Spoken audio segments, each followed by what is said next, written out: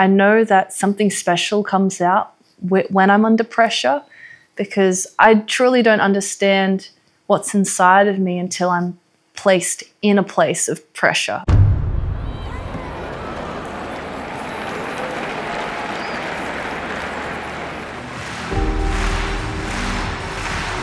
The roof would come off this place if Olислагерс clears.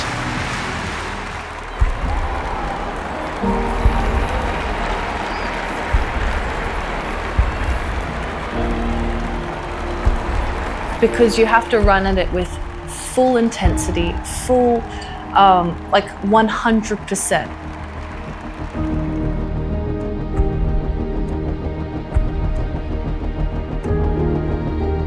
And every part of your brain is telling you to slow down because you're running towards a barrier at full speed in an uncomfortable position.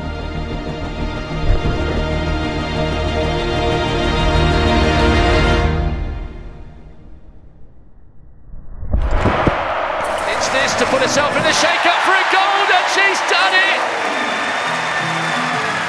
Can you believe it? The #1 Olympic sport, delivering top quality drama on a fabulous Friday night in Glasgow. That might be the leap that secures gold.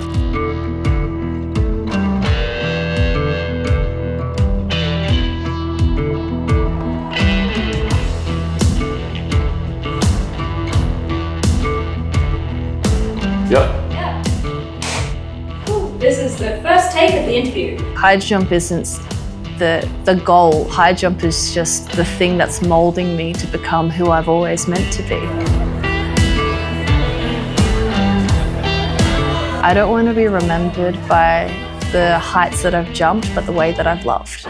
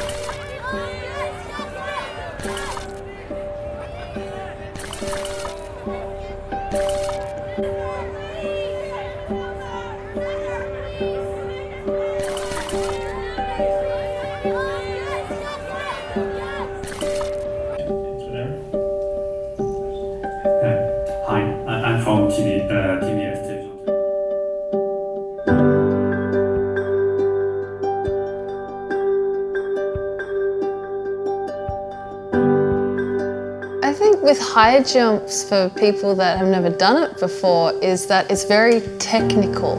It's very challenging mentally, not just physically. Because there's many ways in order to get over a high jump bar, and in order to reach the highest potential, you need to discover what your strengths are and how you can use them in order to fly. Am I going to put my 100% into running towards the bar in an angle that I'm uncomfortable in order to get higher? Am I going to choose fear, or am I going to choose faith? Do I boldly continue going in this technique that's going to help me soar, or do I just run into the bar because I get scared? I love that because courage is important in high jump and important in life. So it's more than just a sport or a job for me. It really is something that's like an instrument shaping me to become more courageous and bold in every area of my life. For McDermott, it doesn't end there. Second attempt at 2 meters in what would be a new. I was really tall as a kid. I had really long arms, really long legs, and not a lot of strength in them. So I tried pole vault when I was 14 years old. For pole vault, you needed to have the opposite strengths that I had. But I was a hard worker, and I tried it for a year or 2 years, but then it didn't really work.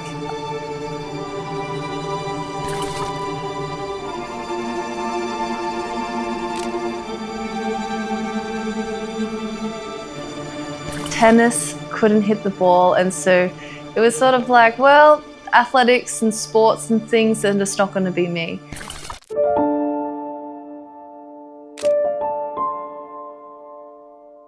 And then my school had an athletics carnival and I was 7 years old and I pretty much won every event. And my dad looked at me and he said, yeah, you're going to be an athlete. Australian and Oceania area record.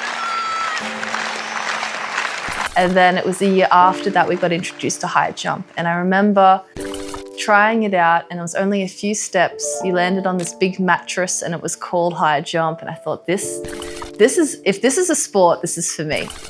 My height was an advantage and it felt like there was purpose for why I was created so tall. So at that age, high jump then just became, yes, this is why I've been created like this. What's the best that you can do? What's the world record? What's the Australian record? And I found out pretty quickly that 2 meters was this barrier that no Australian woman had been able to jump before.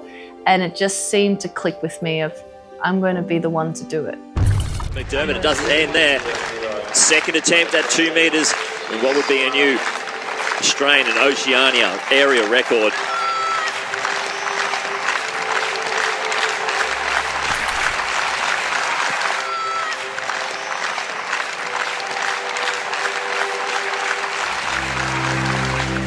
Oh, she's done it! A new Oceania area record, Australian record, 2 meters! What a jump by Nicola McDermott. That is unbelievable. What a time to do it. You have seen history here in Nicola McDermott, the first Australian woman to jump. I just want to say thank you to my long-term coach, Matt Horsnell, that's in the crowd. We've been training together for 14 years for this, and he said as soon as I started, you're going to be the one to one day jump 2 meters. I had people that saw something inside of me and just said, keep going, like you've got something, you've got a gift. I didn't know anything about what training took, but I just had that, that dream even from that 8-year-old little girl of just, yes, I'll be an Olympian, I want to travel the world and this is what I'm going to do. I think if you've got a vision and if you've got a dream, give yourself at least 10 years to see it come to fruition, you know, and give yourself time because big things take time.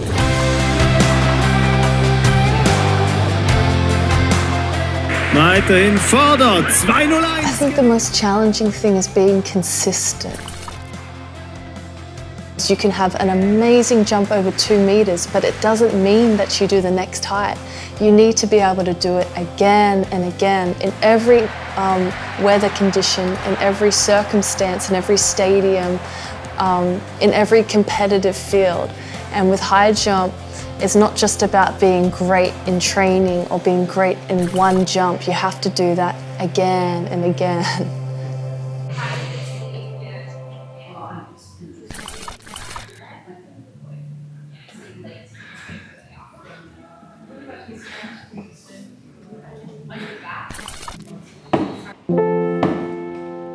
I really believe that God had placed me in that position of complete contentment of whatever happened.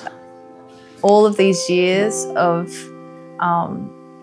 training, nothing would be wasted. My progression as an athlete, every single year apart from 1 year, I was increasing in my personal best, higher and higher and higher. It's amazing that every centimetre to go higher, sometimes you need to put in 5 years worth of work to get that 1 more centimetre, because once you've reached a height, you need to then evaluate everything to then get what can I do even more to get to that next level. I don't have a number for it. I don't even have a limit for it. My ambition is to keep going as high as possible and to not settle on a floor or settle on a place that is comfortable. I look at the world record that was set this year of 2 meters 10, and that was A world record stood for 37 years. I think that's a long time. And I look at that and I'm not overwhelmed that there's others that are jumping higher than me. I actually see that as a great opportunity to rise to the occasion as well.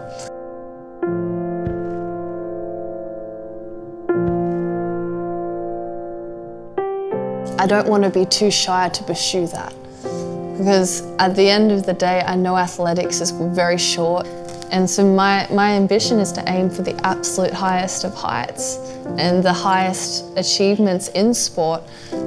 And then if I don't reach it for some reason, because often we make plans but the Lord directs our steps, I know that I can bring that as well to God and go, I didn't withhold anything in this pursuit, in this gift that I've been given. I don't want to get to the end of my life and realise I aimed too low because I was fearful of failure, or I was afraid of the pain that it took to reach that, because I have unwavering hope, because my hope isn't based on my success.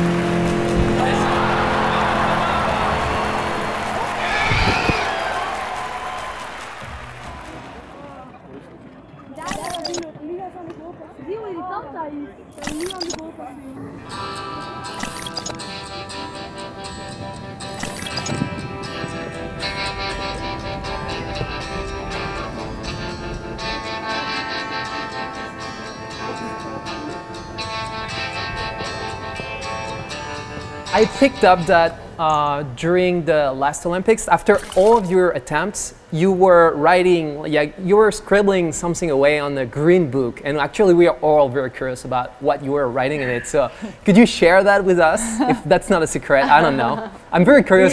Were you writing like your feelings or your emotions, or about like your performance? Making her usual notes to herself.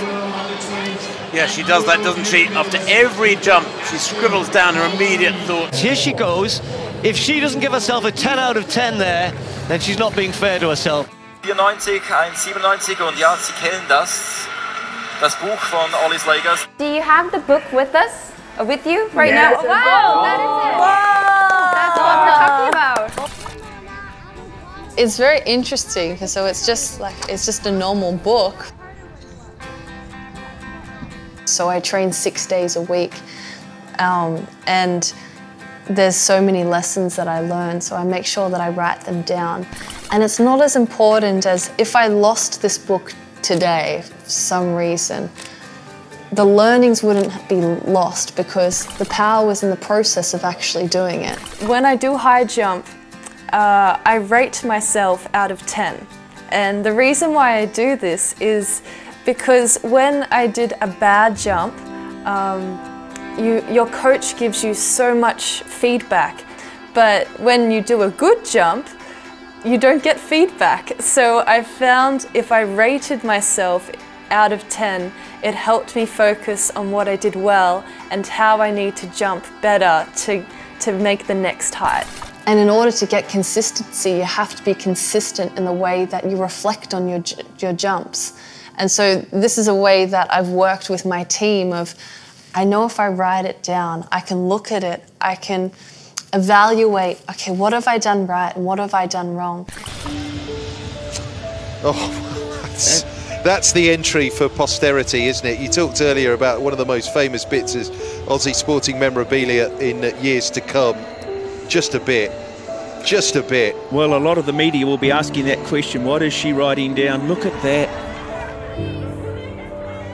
I don't have anything to hide.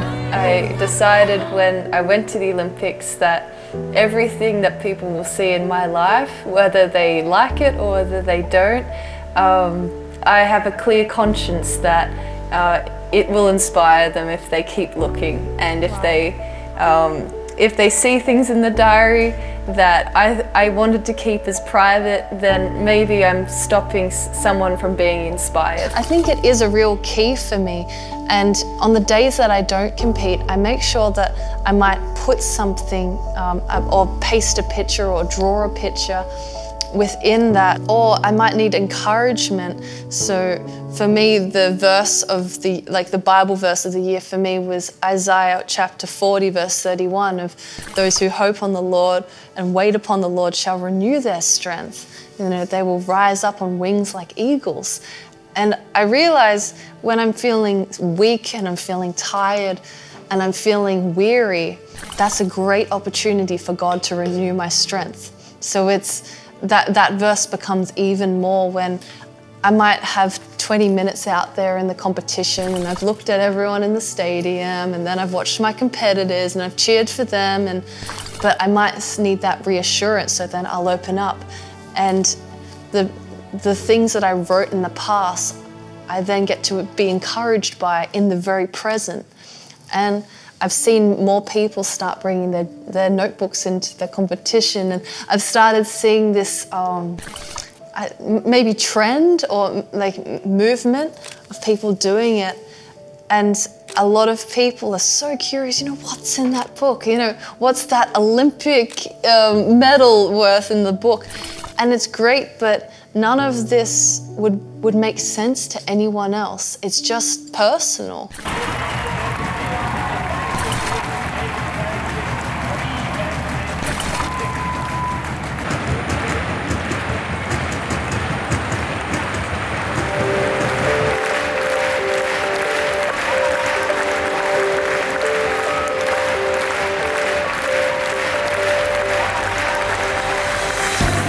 Routine that I would imagine is going to become famous across Australia and possibly around the world. Crowd going with McDermott. She's been in superb form tonight. Nicola McDermott, it doesn't end there. Olислагерс looking for inspiration. I realised that I had to put my feelings aside. McDermott, who's deeply religious, looked to the heavens prior to takeoff and produced the jump of a life. McDermott attempting a new Australian record. Oh, she gets it! When I'm jumping, there's a moment when before I jump, like I'm raising my hands and I'm clapping and I'm looking to him. There is not a single part of me that wants to do that for myself. I don't like attention. I'm an introvert. I don't want to be anywhere, like I don't want to do anything outside the norm. But the reason why I do that is because there's a sense that I know God's pleased when I'm doing something that's not about me, it's about Him. And when I invite every single person to clap, I'm like, Lord, there's a sound being released from the stadium, and this is worship unto you right now.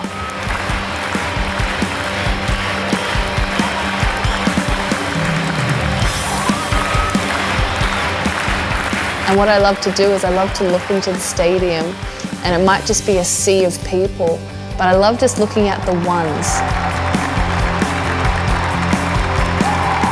I love just to see the individual people, and I tend to go back to that in the competition. We'll go back to looking at all of them and just trying to get a heart to see what I'm doing right now. They get to share this moment and they get to witness it.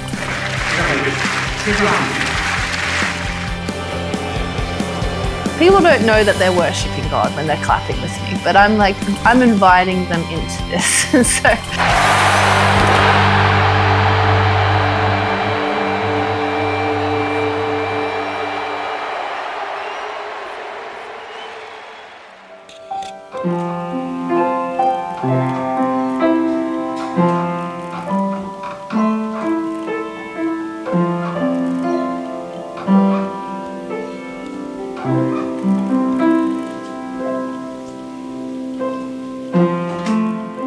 The Lord literally changed her, gave her muscles she didn't have. It was wild. You see her jumping when she was 18, and it's just you're just a completely different person.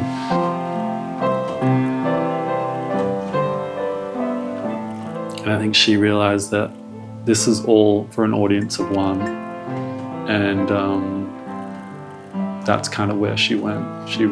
And realized that the Lord started fulfilling those dreams. She loved Jesus, she followed Jesus, but it was also, I've got this dream that I am trying to live up. And when she had that real marking moment, she went, it's Jesus plus nothing. And she realized that she would give up everything. She'd give up all her sporting dreams, everything. She laid him at Jesus' feet.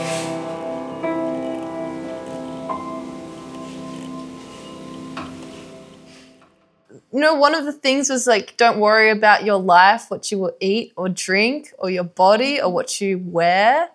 For life is more than food and body is more than clothing. If you were to like put, like out of all of those things, maybe one of them that you're most, let's say, worried about, which one would it be? One of the greatest challenges I had was, which is a bit like that identity, was discovering who I am without high jump. Worrying about our body, well, our body is the one performing, so that is a bit challenging. And it's like, don't worry about what you eat. Like, how many times before a competition you're like, have I eaten enough? Have I eaten too much? Or drinking, right? Like, don't worry about what you drink. Have I drunk enough water? Am I going to be hydrated? Am I going to be bloated? Like, you know, there's all of these things that I feel are so relatable to an actual athlete. I got to a stage where I was living the dream that I'd set for myself, like really on the trajectory of having so many open doors. But in that moment, I recognized I was in the wrong. Like, I was not living the life that God had called me to. So the wrestle and the challenge I actually had was discovering what's more important, my faith or my sporting goals? Because the two of them at one stage were very opposed to each other. I felt like if I was going down the route of growing in faith, it was leading me away from my goals in sport. Or if I was going towards sport, my faith was being left behind. But the Lord's like, just seek first the kingdom. Don't worry about all of that. Like, none of that will limit you. And like, I've almost changed my perspective now that, you know, God will provide for me. If I'm using my brain capacity to worry, I could actually, in the same energy, actually give him praise that he's in control. That challenge of just letting it go and being completely okay with not being an athlete, with never making an Olympic Games, without having any accolades to my name, and being completely satisfied and content with who I am outside of that. That was a challenge that actually changed everything for me. When you think about her story, you're like, wow, like, I am not in lack at all. You know, I don't need to be a gold medalist or a world record holder or a CEO of a company to make a difference in this world, because I've got the creator of the world, and all he asks is just surrender. You know, all he asks is our yes. And I think that's why Nicola's story is so powerful, because she just said yes.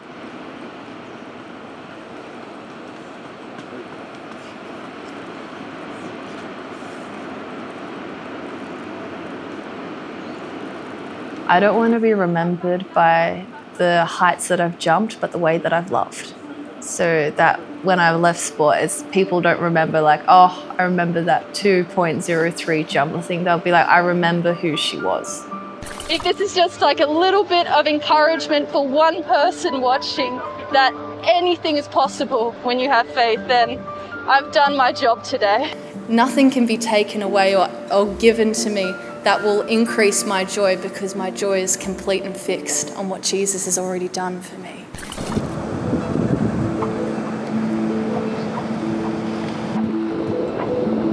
Where's the strength to be able to train as much as I do? Like, no normal person has the motivation to do the stuff that I'm doing. And to the level that I'm doing, I've based a lot of my strength and consistency when talking about this value of love is to do everything out of love. So some people do training in order to become the best that they can, right? But that can be based off comparison of, well, if I'm doing better than the other person, you'll only do just enough in order to beat the other person. Or if someone else is doing really well, you don't want to encourage them, but almost cover them, because then there's a comparison of, well, if you do better than me, then I'm not going to get gold, and my if my aim is gold, then you're a barrier. So how are you going to love someone like that?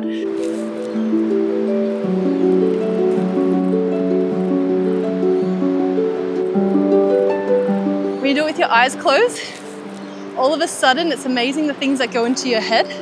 There was one time that I was like, maybe there's going to be a snake behind me. So if I have my eyes closed, I won't be able to see it. But it's like, how silly is that thought? Like, my eyes closed, I'm walking backwards, I won't see it anyway. But it was just like my head trying to be like, putting worry and putting like, oh, what if this happens? Or the worst thing that happened to me doing that is I missed a step and I tripped about like one step, landed on my feet, and I just kept going. And it's like, if I realize that the worst thing that can happen is actually not that bad, and I can always open my eyes, then it helps me keep doing it with my eyes closed. But I think my coach really likes it because it's spatially you have to be pretty accurate without looking at it, but also just having that self-belief that you're gonna be okay. Every training session at one point has gotten to the point where it's pushed me beyond my comfort zone and beyond what I can do in my own strength. I then have to source that out of the love of God. And because I've been doing that every day for a few years now, when I turn up to competitions, the competition is the opportunity to reveal everything I've been doing in secret and training. And so my heart is that they will actually see love in every single thing that I've done, because the strength that I've been gaining has actually been from a place of love. I could be an Olympian putting half the amount of effort that I'm doing right now, but I'm pursuing something even greater. So I'm putting in all of this extra effort because I love God and I want to serve Him and I want people to see Him in me.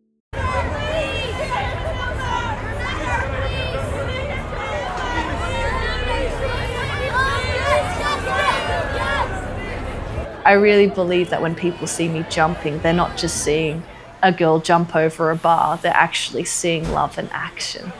And that puts significance into what I'm doing now. Like, I'm going, wow, people are going to see love in action. I think one of the reasons why Nicola is so passionate about athletes is because they are literally representing their nation.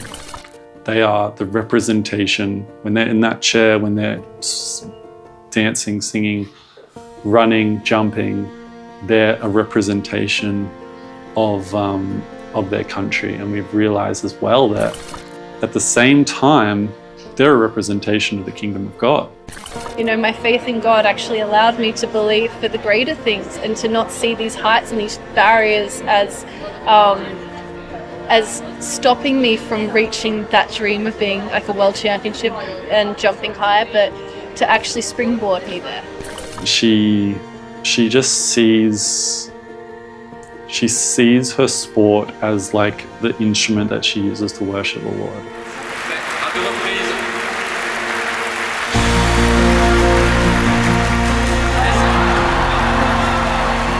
This is actually worship unto you because I've got no barriers. I've got all my protective coverings and all my protective mechanisms I'm laying down. This is yours. And to do that again, like as it gets higher and higher, it costs you more mental strength. But because I'm not doing it as a performance to prove I can do it, but as a place of worship to Him, where it costs me, every time I do it, there's just this joy that takes place. And I really believe that joy is like a fingerprint of God upon our lives, of the believers' lives. I think that's why Nicola's story is so powerful, because she just said yes, you know, and we all have that. We all have that role, we all have that choice. Looking for inspiration from herself and the crowd. Come on, she says, come on. They're here to see the Olympic silver medalist. McDermott comes in. Oh, and does it with ease. It's this to put herself in the shake-up for a gold, and she's done it! Can you believe it? was a dream that had been reached, but I recognized that that dream wasn't an end, it was actually the beginning to something new.